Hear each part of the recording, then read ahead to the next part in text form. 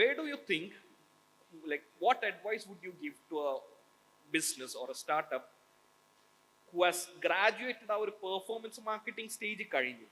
Which media do you think, or how should they move on after they graduate from the performance marketing era? അതായത്, how do you differentiate growth which is created by paid media or brand pull? ഇപ്പം brand സ്വാമി പറഞ്ഞതുപോലെ തന്നെ I think ഇപ്പം ഇവിടെ ഉള്ള ഒരുപാട് ചെറിയ ചെറിയ സ്റ്റാർട്ടപ്സ് ആയിരിക്കും. നമ്മൾ വെരി ടെക്നിക്കൽ ആയിട്ടുള്ള വേർഡ്സും കാര്യങ്ങളും ഇങ്ങനെ ഒരുപാട് കാര്യങ്ങൾ we can go on discussing. പക്ഷെ വെരി സിമ്പിളായിട്ട് വെക്കണം, എന്തിന് എൻ്റെ പ്രൊഡക്റ്റ് വാങ്ങണം? Very simple question, why? Right? എന്തിനു വാങ്ങണം? റൈറ്റ്? അപ്പം ചിലപ്പം we will have 1 2 3 4. Okay, what now differentiates my brand with my competitor brand, right? That is your USP, right? നമ്മൾക്ക് ഇങ്ങനെ USP വലുതായിട്ട്. അപ്പം നമ്മളൊരു വെരി ക്രൗഡഡ് മാർക്കറ്റിലാണ് നമ്മൾ എൻ്റർ ചെയ്യുന്നതെങ്കിൽ നമ്മൾ USP വെച്ചിട്ടേ എൻ്റർ ചെയ്യാൻ പാടുള്ളൂ. കാരണം ആ ക്രൗഡഡ് മാർക്കറ്റിൽ ആ പ്രൊഡക്റ്റിനുള്ള അവയർനെസ് ഈസ് ഓൾറെഡി ഡൺ. നമ്മളവിടെ പോയിട്ട് വീണ്ടും ഈ പ്രൊഡക്റ്റാണ് ഞങ്ങൾ സെല് ചെയ്യുന്നത്, എന്തിന് ഞങ്ങളെത്തുനിന്ന് വാങ്ങണം എന്ന് മാത്രമേ അവിടെ സംസാരിച്ചാൽ മതി. പക്ഷേ ഒരു നോൺ ക്രൗഡഡ് ആയിട്ടുള്ള മാർക്കറ്റ് ആണെങ്കിൽ അവിടെ നമ്മൾ ചിലപ്പം ഈ പ്രൊഡക്റ്റിന് അവയർനെസ് ചെയ്യേണ്ടി വരും, എന്നിട്ട് സംസാരിക്കേണ്ടി വരും എന്തിനാണ് എൻ്റെ അടുത്ത് നിന്ന് വാങ്ങേണ്ടത് എന്നുള്ളത്.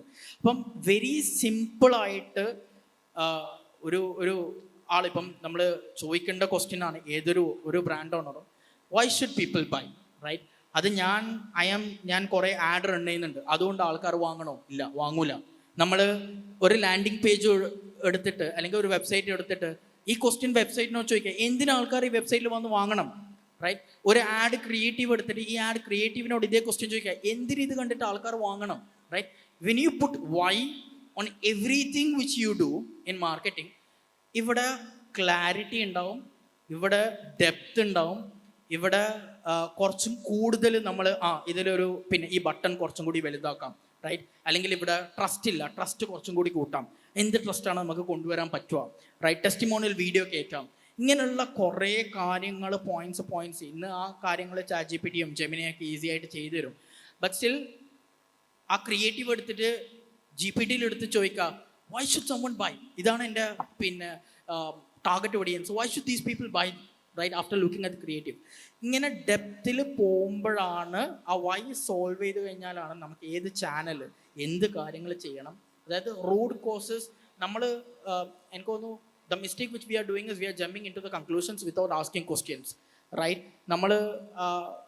We got a client tomorrow, let's run performance marketing, let's run Instagram 10 videos idam without asking a lot of questions, right? And client നോക്കും ഒരുപാട് ക്വസ്റ്റ്യൻ ചോദിക്കുന്ന ഏജൻസീസിനെ ഇഷ്ടമല്ല, right? That's a very wrong notion. If people are not asking questions, then you are working with a wrong set of people എന്നുള്ളതാണ്, right? Because unless and then they ask question, they don't get that why, കാര്യങ്ങൾ മനസ്സിലാവില്ല. ഇതാണ് the clarity, marketing strategy എല്ലാം start ചെയ്യുന്നത് എന്തിന്. The question is why and then what and then how, right? നമ്മുടെ ലൈഫാണെങ്കിലും ഇപ്പോൾ കഴിഞ്ഞ പോഡ്കാസ്റ്റിൽ ഒരുപാട് ഡിസ്കഷൻ ഉണ്ടായി, മോട്ടിവേഷൻ, ഇൻസ്പിറേഷൻ. ഞാൻ പറയാം അങ്ങനെയുള്ള കാര്യങ്ങളൊന്നുമില്ല. ഇറ്റ്സ് യുവർ വൈ, എന്തിനാണ് നിങ്ങൾ ചെയ്യുന്നുള്ളത്, റൈറ്റ്? ആ വൈ വെരി സ്ട്രോങ് ആണെങ്കിൽ ഇപ്പം ഞാൻ I do this conversation with my wife every day.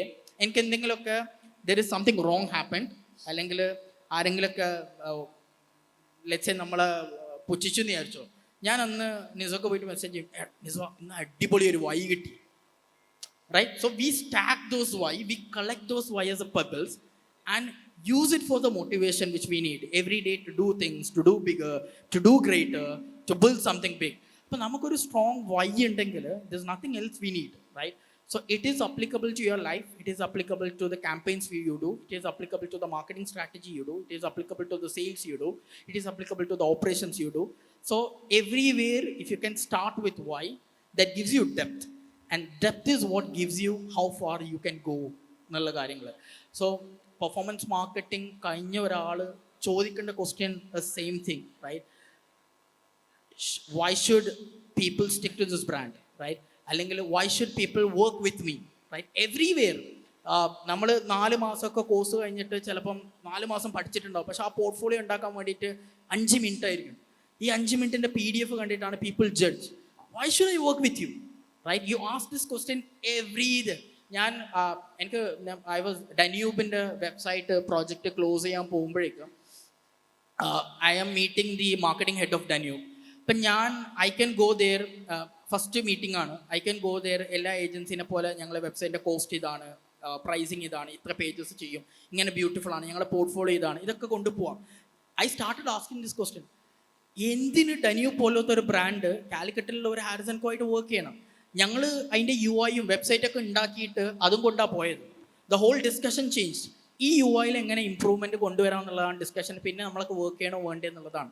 So when you put why to everything which you do, that gives you depth in the work you do. And the depth will help you ആ മാർക്കറ്റിൽ industrial ലീഡറായിട്ട് നിൽക്കാനോ പല രീതിയിലും help ചെയ്യും.